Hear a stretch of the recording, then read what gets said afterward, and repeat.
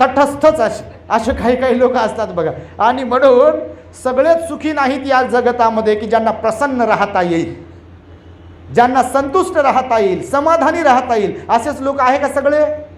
पहा बरं, आपल्याला विचारून सगळेच लोक असे आहे का? नाही आहे. एकदम नाराज. जेव्हा सकाळी उठलं तरी तोच चेहरा, आंघोळ केली तरी तोच चेहरा, आंघोळ नाही केली तरी तोच चेहरा, लेकरं झाले तरी तोच चेहरा, नाही झाले तरी तोच चेहरा, गरिबी आहे तरी तोच चेहरा, श्रीमंती आली तरी तोच चेहरा.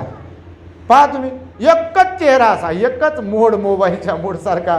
भगवान बुद्ध म्हणाले म्हणून सुखी प्रत्येक जण इथे नाही आहे. आणि त्यामुळे दान पुण्य जर अंतर्मनातून होत असेल, दान हे कुशल धर्म आहे, दान हे पुण्य धर्म आहे, आणि म्हणून दान हे श्रद्धेतून होत असेल तर भगवान बुद्ध म्हणाले त्यांना सुख प्राप्त होत असते.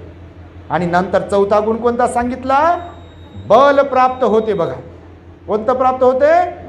बल प्राप्त होते. धम्माचं बल, विशिष्ट प्रकारचं बल प्राप्त होते बघा माणसाला. आणि त्यामुळे भगवंताने सांगितलं, आम्हाला लोक विचारतात, भंतेजी हे एवढं रोज कसं फिरता तुम्ही, रोज प्रवास करताच कसा तुम्ही? आम्ही तर बापा भंडाऱ्याहून नागपूरला गेलो तर घायाळ होतो, नागपूरला जाऊन आलो 1-1.5 तासात घायाळ होतात बापा, लय लोक घायाळ होतात.